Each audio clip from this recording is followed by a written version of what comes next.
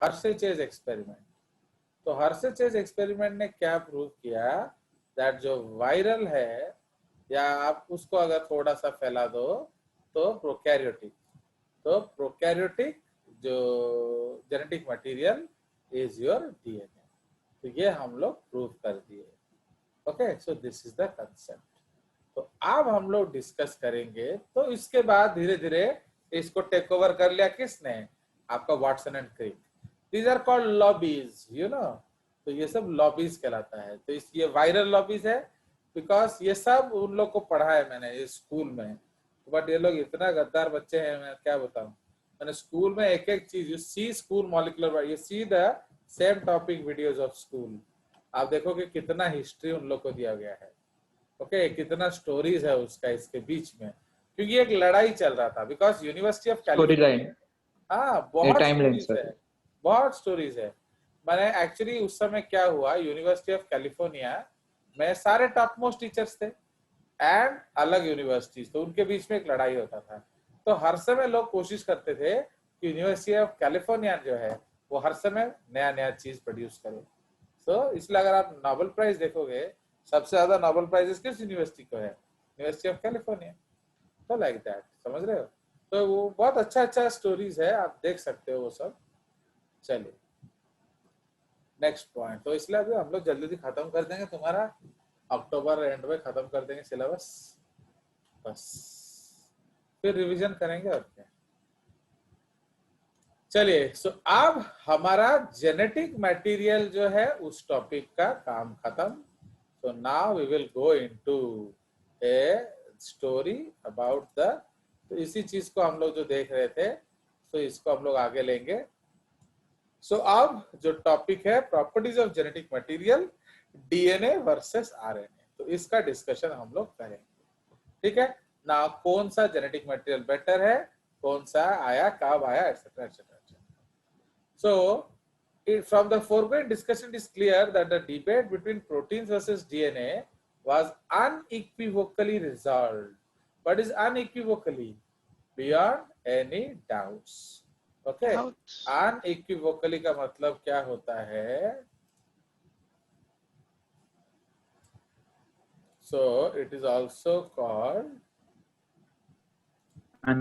beyond any doubts। ठीक है, तो इसको हम लोग beyond any doubts बोलते हैं। Okay, from this experiment, it became an established fact that it is DNA that acts as a genetic material। तो धीरे धीरे बहुत सारे और एक्सपेरिमेंट्स भी हुए, तो उससे अल्टीमेटली क्या साबित हुआ कि जो डीएनए है वो जेनेटिक मटेरियल है तब। ओके, बट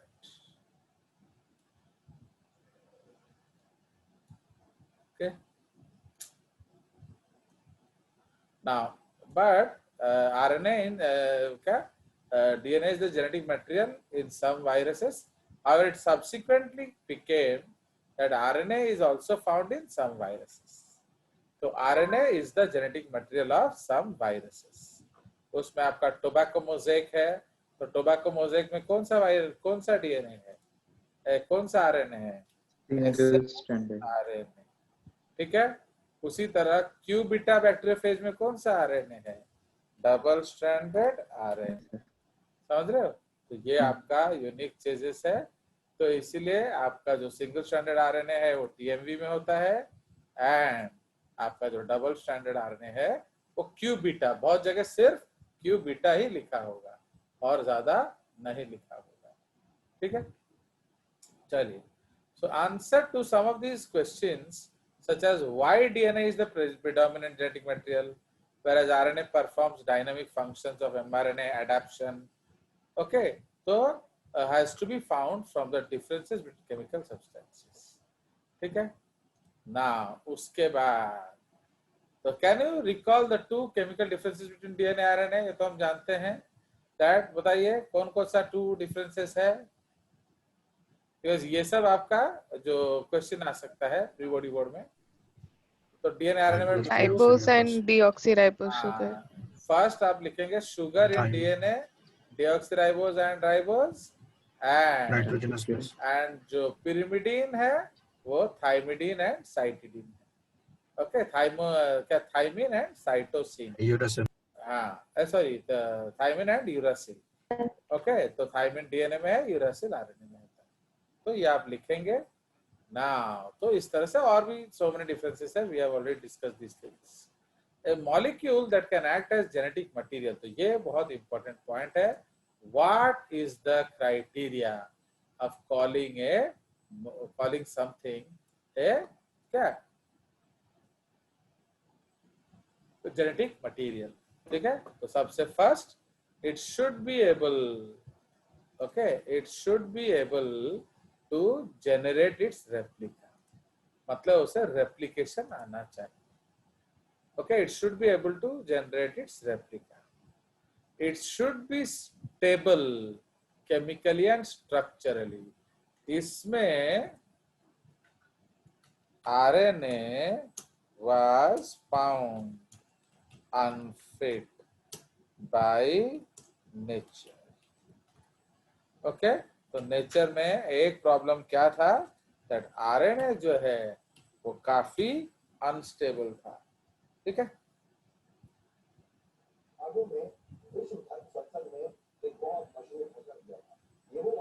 चलिए. सो दैट इज आरएनए, इस काउंट में RNA was found to be unfit. Now point number 3, it should provide the scope for slow changes, माने mutation, that are required for evolution. ठीक है, तो इसका मतलब क्या है, अगर आपका म्यूटेशन नहीं होगा तो what will happen to biodiversity? बोलो. No variation. Again, Anisha, your answer is not satisfactory. And again, biodiversity, you are talking about variation. Answers को तो थोड़ा तहजीब से दो. बताइए, cannot vary. What is the concept of biodiversity? अगर आपका बिल्कुल कोई चेंज नहीं होगा तो बायोडाइवर्सिटी क्या होगा?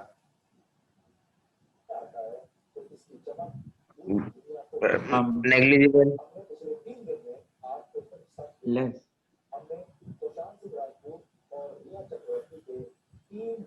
बताइए बताइए बताइए, मैं सुन रहा हूँ. जब आप ठीक बोलेंगे तो मैं आगे जाऊंगा. सर सेम रहेगा. तुम सब एकदम, एक्चुअली क्या दूं, गाली देने का भी मन करता है. बायोडाइवर्सिटी सेम रहेगा का मतलब क्या है? What is the definition of same? बेवकूफ जैसा आंसर जब देते हो ना तो खून खौल जाता है. What is the same biodiversity? Same, same माने किसके सेम? आकाश के ना पाताल के ना जो मार्स के. तो बायोडाइवर्सिटी इज अ नंबर, तो you have to talk in number sense. आपका यूनिट नंबर होना चाहिए. Constant. Again. चलिए, अच्छी बात Yes, है. sir. Actually I am wasting my own time, I don't want. चलिए, सो उसके बाद it should be able to express itself in the form of Mendelian characters. मतलब जो जेनेटिक्स हमने डोमिनेंट रिसेसिव देखा वो उतना एक्सप्रेस करना चाहिए. चलिए, तो ये आपका रिक्वायरमेंट्स ऑफ जेनेटिक मटेरियल है. सो अब उसके बाद हम चलते हैं आगे. सो if one examines each requirement one by one, because of the rule of base pairing and complementarity, both nucleic acids have the ability to replicate to direct their duplications. माने दोनों replicate कर सकता है. The other molecules in the living system, for example proteins, ऐसा नहीं कर सकते हैं. तो इसलिए they need proteins. तो इसलिए प्रोटीन को अगर बनाना है तो आपको न्यूक्लिक एसिड चाहिए. Okay, so like that. But nucleic acid को बना सकता है, बट इसका भी आर्ग्यूमेंट नहीं है क्योंकि उसके लिए भी आपको प्रोटीन चाहिए, because you need the enzymes. चलिए, सो बट स्टिल माने proteins can not direct their replication. Okay, तो प्रोटीन्स को हम रेप्लिकेट नहीं कर सकते हैं, हम प्रोटीन्स को बना सकते हैं। किससे बनाएंगे? आइदर डीएनए से या आरएनए से। बट डीएनए को हम रेप्लिकेट कर सकते हैं। डीएनए से आप डीएनए बना सकते हो, डीएनए से आप डीएनए बना सकते हो, डीएनए से आप डीएनए बना सकते हो, आरएनए से आप आरएनए बना सकते हो, आरएनए से आप आरएनए बना सकते हो, आरएनए से आप आरएनए बना सकते हो। बाद में पता चला कि आरएनए से हम डीएनए भी बना सकते हैं। ठीक है, सो ये सब आपका जेनेटिक मटेरियल का कंसेप्ट है। Now, the genetic material should be stable enough not to change with different stages of life cycle. जैसे आप पैदा हुए एंड आप मर गए, उसके बीच में जो साल हुआ, आपका जेनेटिक मटेरियल वेरी करता करता नहीं जाना चाहिए। ओके, पहला दिन जो ट्रिप्सिन बनाया एंड आखिरी दिन जो ट्रिप्सिन बनाया, वो दोनों सेम होना चाहिए। समझ आया? So this is the concept. तो इसीलिए आपका वो स्टेबल होना चाहिए। तो stability as one of the properties of genetic material was very evident in Griffith's transforming principle. देख रहे हो कि नहीं? ये कितना सुंदर टॉपिक है। तो जब ग्रिफिथ का जो ट्रांसफॉर्मिंग प्रिंसिपल है, उसमें आपने क्या देखा था? स्टेबिलिटी। क्यों? आपने वायरस को लिया, जो बैक्टीरिया को, उसको हीट किया, तो हीट किया तो डीएनए क्या हो गया? बोलो भाई, हीट डीएनए क्या बन जाएगा? डीनेचर हो जाएगा। उसके बाद कूल किया तो क्या हो जाएगा? रीनेचर हो गया। फिर भी वो अपना काम कर रहा है। माना it is just like that building block, कि आप उसको जोड़ भी सकते हो एंड आप उसको तोड़ भी सकते हो। ये ऐसा कोई खिलौना नहीं है कि टूट जाने के बाद जुड़ेगा नहीं। तो समझ रहे हो? सो that is why the stability of the DNA was seen in case of Griffith's experiment, कि हमने हीट किया, हीट करने के बाद वो डिस्ट्रॉय हो गया, डिस्ट्रॉय होने के बाद वो फिर से जब वापस आया तो भी वो अपना प्रॉपर्टीज बना पाया। Okay, now which killed the bacteria at least did not destroy the properties of genetic material. So this can now easily be explained in the light of DNA, that the two strands being complementary, if separated by heating, come together. तो ये ऐसा क्यों होता है? क्योंकि वो लोग complementary strands हैं। A produces A dash, A dash produces A. तो ये आपका कॉम्प्लीमेंट्री स्ट्रैंड्स है। इसीलिए जब हम लोग देखते हैं तो A जो है वो A dash को प्रोड्यूस करता है, A dash जो A को प्रोड्यूस करता है। तो अगर वो हीट होता है तो A dash और A अलग अलग हो जाते हैं। तो जब A dash एंड A अलग अलग हो जाते हैं, फिर जब हम देते हैं कंडीशन चेंज करते हैं, तो फिर A और A dash रीपेयर कर जाते हैं। ओके, चलिए, सो ये आपका केस है। नाउ फर्दर 2' OH, तो why RNA is unstable actually? तो इसलिए further 2' OH present at every nucleotide in RNA is a reactive group and makes RNA labile and easily degradable. ठीक है, वो रिएक्टिव ग्रुप है तो कुछ ना कुछ रिएक्ट करेगा। कोई ऑक्सीडाइजिंग एजेंट आ जाएगा, कोई रिड्यूसिंग एजेंट आ जाएगा, कोई लार्ज कंपाउंड जुड़ जाएगा, कोई स्मॉल रिपेलिंग कंपाउंड जुड़ जाएगा, कुछ ना कुछ हो सकता है क्योंकि वो रिएक्टिव ग्रुप है। सो दैट इज व्हाई ये जो 2' OH का होना, ये राइबोज को अनस्टेबल बनाता है। But in DNA there is no 2' OH, क्योंकि ये ऑक्सीजन उड़ जाता है, ये डीऑक्सीराइबोज बन जाता है। तो इसलिए इन डीएनए, तो नेचर में, तो इससे हमें पता चला that actually in the evolution process RNA पहले आया होगा। क्यों? क्योंकि राइबोज को म्यूटेट करके डीऑक्सीराइबोज बना एंड यूरासिल को म्यूटेट मेथिलेट करके आपका थायमिन बना। समझ रहे हो? तो this is the case. This is the thing which you have to understand. Okay, so ये आपको समझ में आना चाहिए। Therefore, among the two nucleic acids, the DNA was more stable, was less error prone. एक और चीज जो कि इसमें दिया नहीं है, डीएनए रेप्लिकेशन जो है, it is followed by proof reading. ठीक है, तो डीएनए में प्रूफ रीडिंग एक्टिविटी होता है। सपोज मैंने आपको डीएनए लिखने के लिए बोला, कॉपी द डीएनए, आपने कॉपी कर दिया। तो मैंने साइन करके नहीं भेज दिया, मैंने उसको रीचेक किया कि आपने एग्जैक्ट कॉपी बनाया या नहीं बनाया। समझ रहे हो? तो आपने एग्जैक्ट कॉपी बनाया या नहीं बनाया। So this is what you have to understand. तो इसीलिए उसको प्रूफ रीडिंग एक्टिविटी बोलते हैं, चेकिंग एक्टिविटी बोलते हैं। किंतु आरएनए में ऐसा नहीं होता है। आरएनए में कोई भी प्रूफ रीडिंग तक कौन मालूम नहीं जीवा, तो आरएनए में कोई भी प्रूफ रीडिंग एक्टिविटी नहीं होता है। तो जो भी आरएनए बनाओगे वो रह जाएगा। अंडरस्टूड? तो whatever RNA you make will persist. समझ रहे हो? It will stay and that.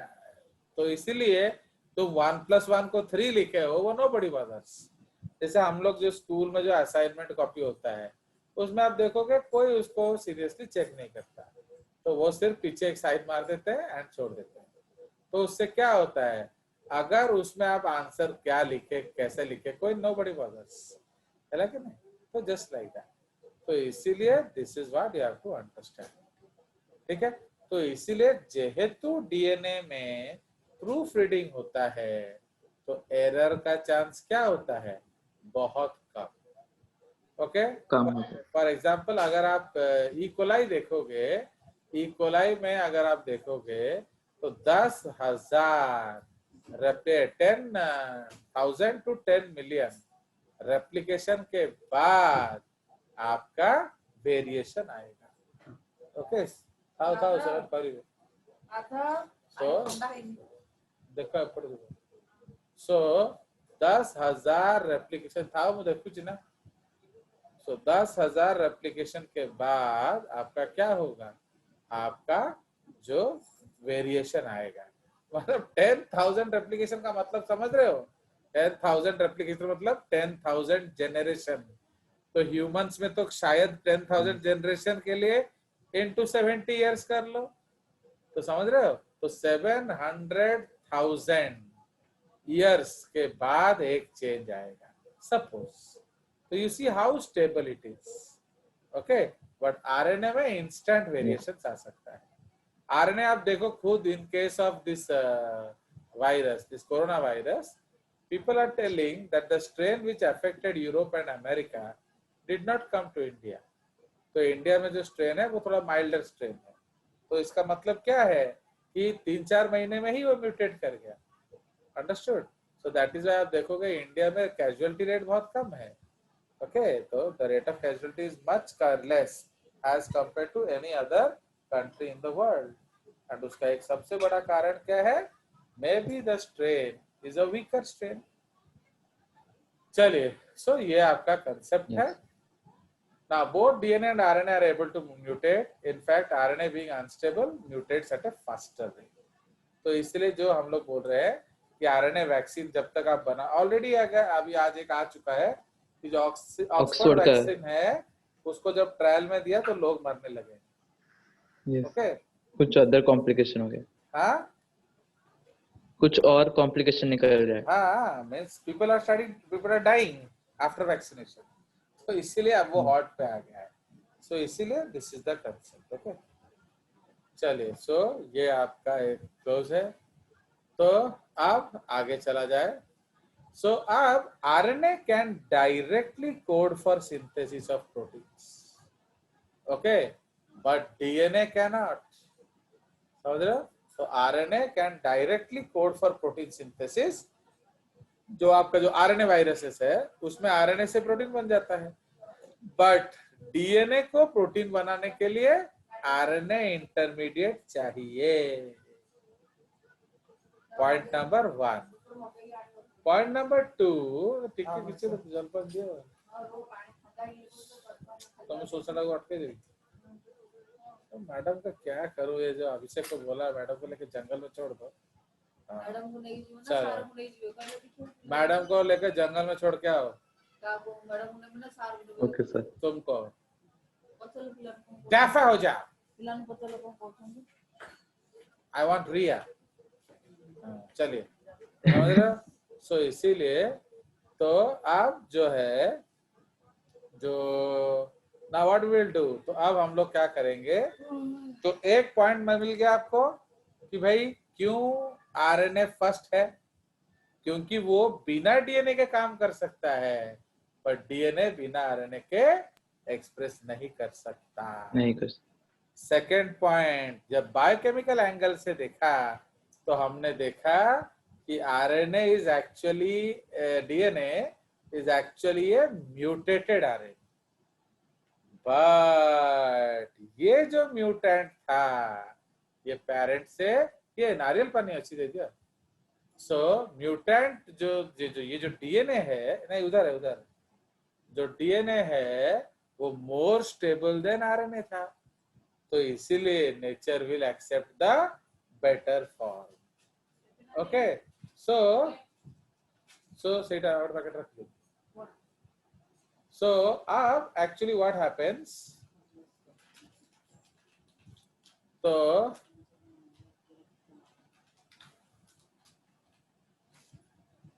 ये क्या देख रहे हो? Paper boat, paper boat, Coconut water. coconut water. वो नारियल पानी है, नारियल पानी देख रहे हो? तो my wife, she is always drinking exotic drinks, she cannot drink from the powder but she drinks from this. तो इसलिए उसको जंगल में छोड़ना अनिवार्य है, उनका परित्याग करेंगे हम।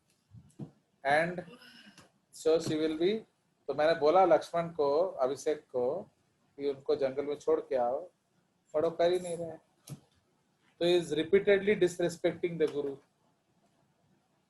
तो लाइक दैट। चलिए, सो अब आ जाइए। So this is the case, तो इसीलिए DNA is found to be what,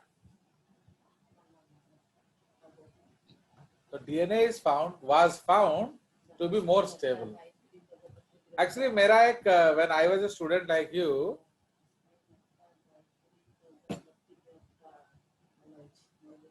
तो I was actually what? I was actually having a Luna-like vehicle. उसका नाम था टोरो जैज, ठीक है ना, यामाहा का था। तो उसका ना स्पोक होता था, तो वो जो स्पोक्स है ना, स्पोक तो वो टूटता था स्पोक्स, तो जब टूटता था हम लोग लगाते थे। तो we used to buy these company ones and used to put। तो फिर बीच बीच में क्या, ये मॉडल उतना सक्सेसफुल नहीं हुआ, तो फिर इसका प्रचलन कम गया, तो वो स्पोक्स मिलना मुश्किल हो गया। तो फिर from somewhere my father ordered this from Punjab, तो उनके कुछ फ्रेंड्स थे, तो उनके थ्रू से स्पोक्स आए, माने 1/4 cost of the company spokes, but it lasted 4 times than the company spokes. तो फिर हम लोगों ने क्या किया, हम लोगों ने बहुत सारा स्पोक्स मंगा के रख लिया।